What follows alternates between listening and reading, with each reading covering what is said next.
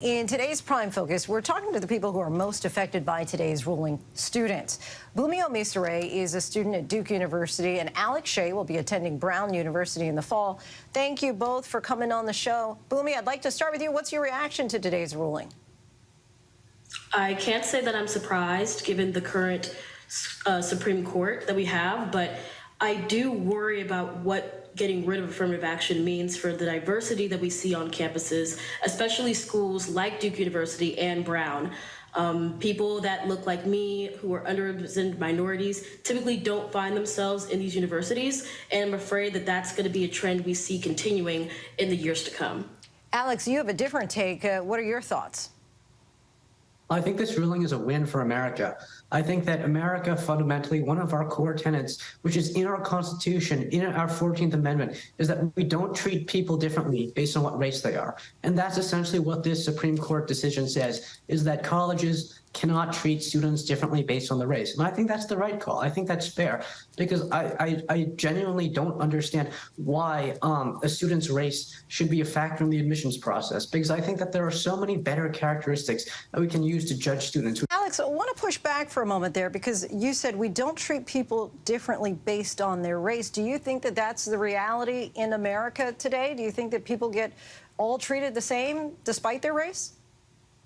Well, I think that obviously there are disadvantages that some people face. And I think I heard the president's speech earlier today, and he was talking about how still, even though this ruling happened, colleges can still consider a student's economic background, the school district that they went to. And I think absolutely those are things that we should consider, because you're absolutely right that in the past there has been systemic racism, which has held minorities back. And so I think as a result of that, we should absolutely be considering a student's circumstances and how best they were able to capitalize on the opportunities that were accessible to them. And I think that absolutely is appropriate. Just one more question, and it's a yes or no here.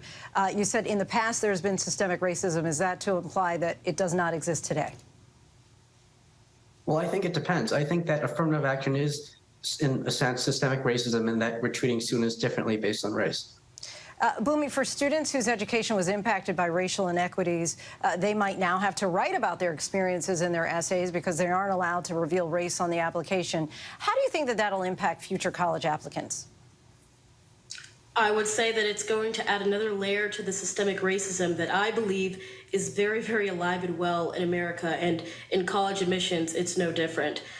When we think about underrepresented minorities, Black and Latino students in particular, I think that by forcing these students, if they wish to have their race considered, to write about these racial challenges, traumas, and discrimination is making their race the forefront of their identity, which is not fair to these students.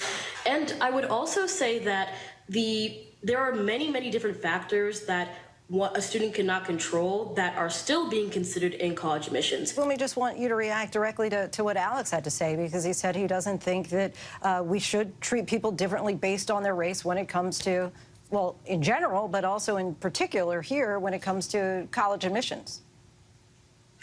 Well, I would say that I think many people who have been the victims of systemic racism, like myself, would be very, very clear in stating that race and racism is still very, very alive today. And I think that by this ruling, we're going to see more people who look like me unable to get into these schools, not because they aren't good enough to get in, but because these campuses may not be able to maintain their diversity initiatives as well as they could have when affirmative action was still allowed.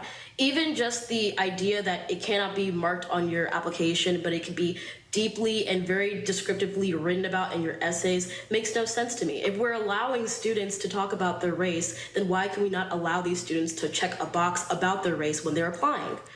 Both of you applied and were accepted to universities that did consider race as a factor in their admissions. I'm curious about how that consideration makes you feel. Alex, we'll start with you. Right. Well, I think obviously I'm a little bit uncomfortable knowing that I got into Brown and that somehow or another my race was a factor. I think that personally, I want them to judge me for Alex, my individuality, and I want to be able to portray myself authentically. And I wasn't able to do that. Bunmi, your thoughts? I would say that I am glad that in a holistic admissions process, my identity, and part of that is my Blackness, the first thing that people see when they see me, was included in my application. And you know, the thing about affirmative action, as we've known it, as Alex and I actually went through, is that by virtue of Supreme Court precedent, it was only to be considered amongst a host of other factors. And so I just feel sad for my underclassmen that are still in high school who won't get to be known by that all-encompassing part of their identity, which, whether we like it or not, in America, race is part of your identity. It's not something that you can separate yourself from. Bunmi and Alex, really appreciate this academic discussion. No doubt it's going to be going on in classrooms and homes for weeks, possibly years to come. And we appreciate both of your insights and both of your perspectives tonight. Hi, everyone. George Stephanopoulos here. Thanks for checking out the ABC News YouTube channel. If you'd like to get more videos, show highlights, and watch live event coverage, click on the right over here to subscribe to our channel. And don't forget to download the ABC News app for breaking news alerts. Thanks for watching.